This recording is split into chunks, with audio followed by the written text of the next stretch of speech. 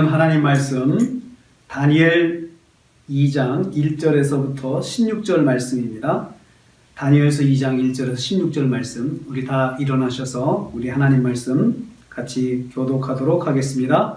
지난주에 우리는 다니엘과 세 친구들이 뜻을 정하여 영적인 정결을 지키고자 했을 때 하나님께서 그들을 인도해 주시는 것을 보았습니다.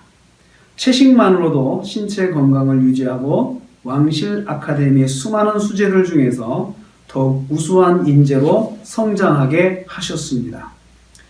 학문의 지식과 지혜를 더하여 주셔서 바벨론 제국의 박수와 술객보다 10배나 더하게 해 주셨습니다.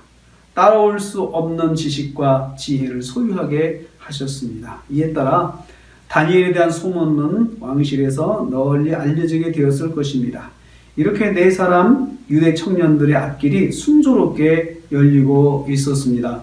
그런데 그때 바벨론에 뜻하지 않은 국가적인 비상이 발생했습니다. 제국 안의 최고의 엘리트들의 생명을 위협하는 사건이 일어난 것입니다. 바벨론 제국의 넘버원 느부갓네살 왕의 꿈 사건입니다.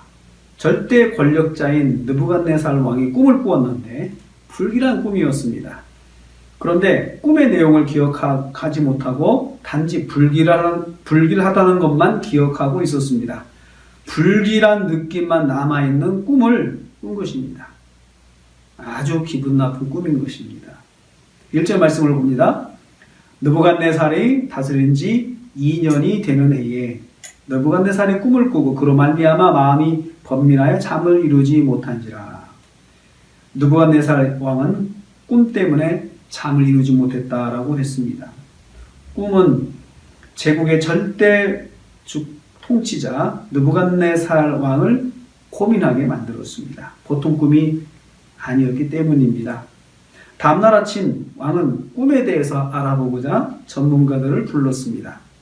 바벨론 제국에서 최고 수준의 술객과 점쟁이 그리고 특별히 자국 출신의 갈대아 술사를 불렀습니다. 그게 꿈에 대해서 모르는 게 없는 전문가 집단인 것입니다. 이들이 왕 앞으로 급히 소집되었습니다. 왕과 전문가 집단의 대화가 시작됩니다. 왕이 먼저 말합니다. 내가 꿈을 꾸고 그 꿈을 알고자 하는데 고민이다. 3절입니다. 술사들이 왕의 말을 진지하게 들으며 말했습니다. 왕께서 우리에게 그 꿈을 말씀하시면 우리가 명쾌하게 해석해 드리겠습니다. 그러니 말씀을 해주시죠. 이렇게 말을 했습니다. 그러자 5절 말씀에 왕이 이제 말을 합니다. 5절 같이 한번 읽겠습니다. 왕이 갈대아인들에게 대답하여 이르되 내가 명령을 내렸나니 너희가 만일 꿈과 그 해석을 내게 알게 하지 아니하면 너희 몸을 쪼갤 것이며 너희의 집을 거름더미로 만들 것이요. 여러분, 이 문장에서 여러분은 대화의 분위기를 느낄 수 있습니까? 짜증과 분노입니다. 박수와 술사들의 말에 왕이 욱하고 화를 내고 있습니다. 내가 명령을 내렸나니, 여러분 이 말부터 감정이 느껴지지 않습니까? 내가 말하지 않았느냐 하고 짜증내는 거죠. 왜 이렇게 화가 나 있습니까? 답답함 때문입니다. 그 답답함이 무엇입니까? 느부갓네살 왕의 말을 보면 알 수가 있습니다. 너희가 만일 그 꿈과 해석을 내게 알게 하지 아니하면 이라고 했습니다. 왕이 자신에게 알려주기를 원하는 것은 두 가지였습니다. 먼저 꿈의 내용입니다. 그리고 꿈의 해몽입니다. 술사들은 해몽만 하고자 할 것 생각하고 왕 앞에 나왔는데 왕은 꿈의 내용부터 알아내라는 것입니다. 느부갓네살 왕의 답답함은 바로 여기에 있어서 알 수 있습니다. 꿈을 꾸었는데 꿈의 내용이 하나도 생각나지 않는 것입니다. 꿈이 신삼치 않은 것은 분명한데 꿈의 내용을 전혀 알 수가 없는 것입니다. 자기 앞에 나온 최고의 술사들, 점쟁이들 중에 누군가 알려줄 것이라고 생각했는데 그런데 그들이 오히려 그 꿈을 알려달라고 말을 하고 있습니다. 왕 자신도 당황스러울 뿐입니다. 동시에 짜증이 나고 화가 났습니다. 그런데 여러분, 아무리 왕이라 해도 이런 이유로 화내면 됩니까? 꿈의 내용도 알려주지 않고 내용과 해몽을 동시에 하라고 억지를 부리며 화를 내도 되는 것입니까? 아니지요. 왕이라도 그러면 안 되는 것이 상식입니다. 그런데 느부갓네살 왕에게는 당연하였습니다. 그런 억지로 화를 내고 생명을 위협해도 당연하였습니다. 그는 제국의 대제국 바빌론의 절대 통치자였기 때문입니다. 절대 군주입니다. 절대 군주에게는 이런 일이 가능했습니다. 이런 절대 군주 아래에 있는 백성들도 수긍하는 분노입니다. 반항할 수가 없죠. 왕이 그렇게 하면 하는 거죠. 느부갓네살 왕이 계속해서 말을 합니다. 너희가 만일 꿈과 해석을 내게 말하지 아니하면 너희 몸을 쪼갤 것이며 너희 집을 거름더미로 만들 것이다 라고 했습니다. 왕 앞에 최고의 술사들, 점쟁이들, 박사들이 죽게 되었습니다. 알려주지 않으면 몸을 쪼개고 집을 거름더미로 만들겠다고 선언합니다. 느부갓네살 왕의 분노가 느껴집니다. 그런데 이 분노가 얼마나 황당한지요? 말도 안 되는 일을 해결하라고 분노하고 있으니 말입니다. 그래서 그들 앞에서 꼼짝없이 당해야 하는 사람이 그 앞에 있는 술객과 점쟁이들과 박사들입니다.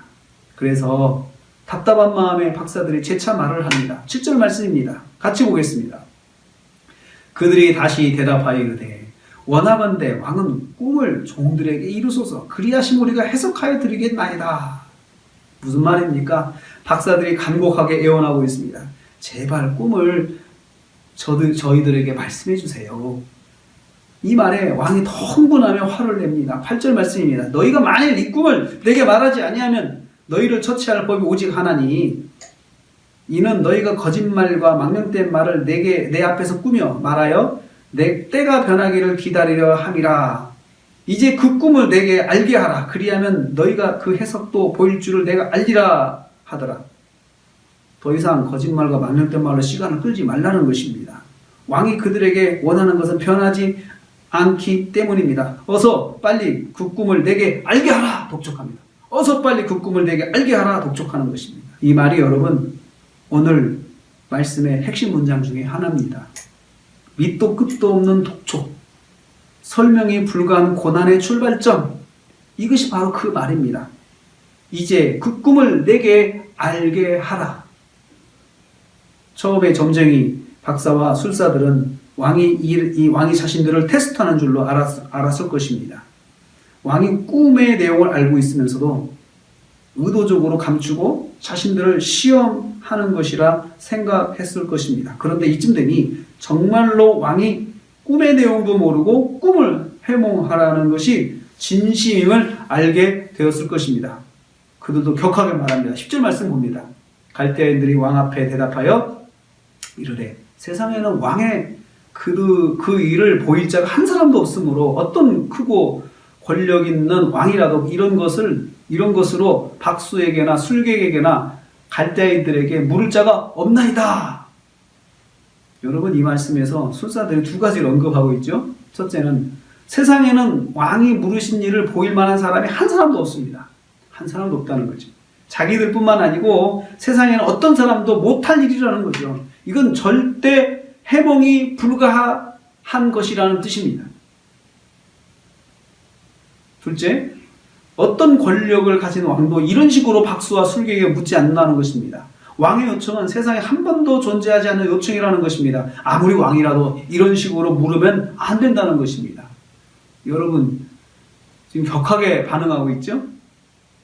술사들의 언급을 통해서 알 수 있는 점이 두 가지가 있습니다. 첫째는 지금 자신이 직면한 문제는 아무도 해결할 수 없는 문제라는 것입니다. 여러분 지금 제시된 문제는 아무도 해결할 수 없다는 거죠. 우리도 마찬가지입니다. 살다 보면 아무도 해결할 수 없는 문제 속에 빠질 수가 있습니다. 또 박사들이 말한 거 두 번째입니다. 지금 자신들이 직면한 문제는 말이 안 되는 문제라는 것입니다. 마찬가지로 우리도 말도 안 되는 문제 속에 빠질 수 있습니다. 상식적으로 이해할 수 없는 불합리한 일에 빠질 수 있습니다. 지금 우리가 경험하고 있는 코로나19 사태가 이런 경우라고 생각합니다. 우리가 잘못한 건 하나도 없습니다. 누군가에 의해서 발생한 것입니다. 우리의 잘못 없이 우리 모두가 그 문제 속에 빠져 있습니다. 그 속에서 고통당하고 있습니다. 이것이 인생입니다. 이어서 술사들이 말합니다. 11절 같이 읽어볼까요? 왕께서 물으신 것은 어려운 일이라 육체와 함께 살지 아니하는 신들 외에는 왕 앞에 그것을 보일 자가 없나이다 한지라. 술사들의 절박함과 답답함을 느끼십니까? 벽에다 대고 말을 하는 듯한 답답함과 생명의 위협을 느끼지만 벗어날 방법이 없다는 절박함이 있습니다. 이 문제는 신들 외에는 보일 자가 없습니다. 왕이여, 이렇게 말하는 거죠. 왕께서 우리를 죽이신다 해도 이 문제를 해결할 사람은 없습니다. 지금 이렇게 항변하고 있습니다. 이에 대한 왕의 반응은 진노와 분통입니다. 12절 말씀입니다. 왕이 이로 말미암아 진노하고 분통하여 바벨론의 모든 지혜자들을 다 죽이라 명하니라. 여러분, 진노의 엄역이 떨어지고 있죠? 바벨론에 있는 모든 지혜자들을 다 죽이라는 명령입니다. 그 자리에 불려 나가지 않았던 지혜자들도 한 사람도 빠짐없이 다 죽게 되었습니다. 다 죽이라는 것입니다. 이건 뭐 완전히 그 억지고 황당한 명령이죠. 왕 앞에 나간 술사들의 무능이 다른 지혜자들에게도 악영향을 끼치고 있습니다. 이 지혜자들 속에 다니엘과 세 친구가 포함되어 있습니다.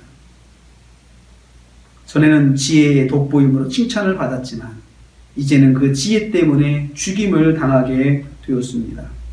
1장에서는 돋보였는데 2장에서는 죽임당한 요소로 전락하게 되었습니다. 무엇을 느끼십니까? 인생이 그런 거라는 것입니다. 한때는 자신을 유익하게 했던 것이 다른 때는 자신을 죽이는 것이 될 수 있다는 것입니다. 지혜 때문에 살고 지혜 때문에 죽을 수 있다는 것입니다. 그러니 자신이 가진 지혜를 절대 의지하는 것은 어리석은 일입니다. 우리 성도는 알아야 합니다. 자신을 성공하게 만든 요인이 영원히 자신을 세워주지 못한다는 것을 기억해야 합니다. 다니엘과 세 친구들에게 갑자기 사망의 그림자가 다가왔습니다. 이 청년들이 이 사건과 무슨 상관이 있는 것도 아니었습니다. 열심히 자기 일에만 충실하였을 뿐인데 갑자기 사망의 그늘이 다가왔습니다. 절대군주의 불합리한 분노 때문이었습니다. 그렇다고 그 진노에 대해서 항의할 수 없습니다. 절대 권력이기 때문입니다. 그냥 당하는 수밖에 없습니다. 이런 상황은 다니엘과 세 친구들만 겪는 것은 아니었습니다. 동시대 바벨론 안에 있는 모든 지혜자들에게 닥친 불행이었습니다. 불행은 이렇게도 다가옵니다. 자신의 잘못이 아니라 누군가의 불합리한 행위로 인해 다수가 고통을 당하는 일이 있습니다. 다니엘은 이런 불행을 어떻게 감당하고 있습니까? 이 불행이 다니엘에게 어떤 의미가 되었습니까? 14절 15절 말씀을 보겠습니다. 그때 왕의 근위대장 아리옥이 바벨론 지혜자들을 죽이러 나가매 다니엘이 명철하고 슬기로운 말로 왕의 근위대장 아리옥이 물어 가로되 왕의 명령이 어찌 그리 급하냐 하니 아리옥이 그 일을 다니엘에게 알리매 왕명을 받은 왕실 근위대장 아리옥이 다니엘을 죽이러 찾아왔습니다. 왕명의 제1차 표적은 바벨론 최고의 지혜자 다니엘이었을 것입니다. 다니엘은 영문도 모른 채 근위대장의 칼날 앞에 섰습니다. 그리고 차분히 물어봤습니다. 다니엘은 명철하고 슬기로운 말로 물어보았다라고 했습니다. 침착하고 조심스럽게 물어보았던 것입니다. 사태의 사실을 알게 된 다니엘이 왕 앞에 나갔습니다. 그리고 왕에게 구했습니다. 16절 말씀입니다. 다니엘이 들어가서 왕께 구하기를 시간을 주시면 왕에게 그 해석을 알려드리리이다 하니라.